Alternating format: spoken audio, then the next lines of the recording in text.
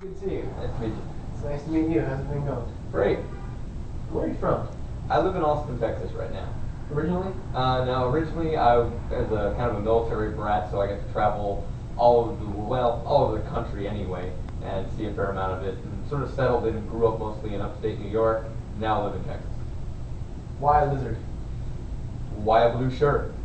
For me, picking the theme to how I would transform my body was secondary to the idea of transforming my body.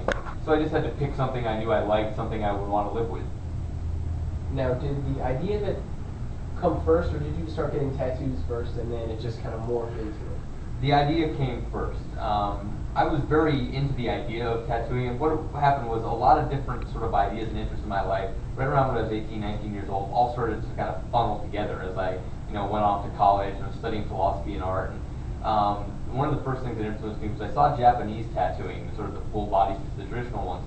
And as an artist, I was really struck by the idea of it, but I knew that it wasn't the right thing for me. Culturally, it just didn't match up. I also love sideshow. So I was looking at people like the Great Omi and tattooed attractions of yesteryear. I kind of took those two ideas and other things I was looking at in performance art, like Chris Burden, Vito Acconci, early Dadaist performance stuff, and just all kind of swirled together in my brain. I came up with this idea. I'm like, I'm going to transform my body via body modification, and here I am now. I'm green. So you did body modification first or tattooing first? Well, I consider tattooing is, I think body modification is just sort of a broader category. I did do some things before I started getting tattooed. For instance, pierced my ears and started to play around with them. I was into a lot of body rituals, which I was also involving in my student work as a performance artist. But when I had this sort of idea, which was the concept art piece, the transformation of the body, I did stuff with costuming and things like that, but I realized that as an artist I wanted to do something that was more permanent. So I designed this entire tattoo and surgical alteration for my body, and then ultimately got up the nerve to go ahead and do it. The first tattoo, when was it? The first tattoo, what I did was I took my body as sort of my vision for my body, and I kind of broke it down into pieces, because I was at this point where I had no tattoos, so I kind of had this idea. I'm like, wouldn't it be great if I do all this with tattooing? And I'm like, what if I'm a monumental wuss? What if I can't handle it? I'm going to have this unfinished, sort of aborted attempt at a tattoo.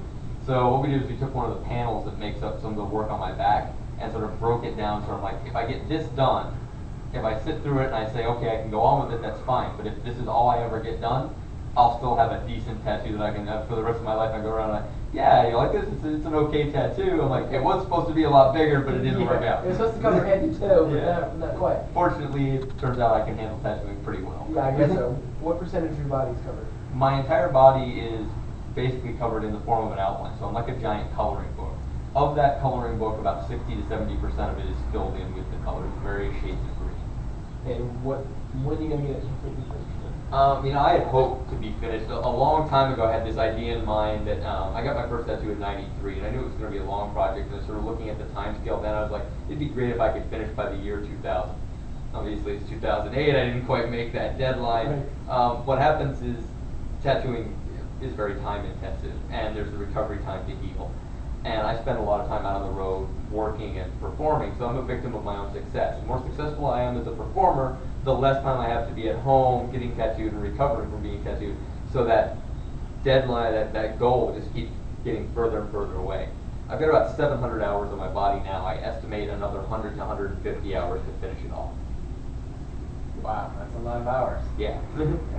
Knowing that you planned this all out, is there anything that you've gotten on your body that, hey, I had to cover this up, or has it been detailed that much where you haven't had any cover-ups, or you haven't had put on your like that? I haven't had to cover anything up. I mean, sort of playing the idea of the theme and everything is there, so I haven't really had to deal with covering things up.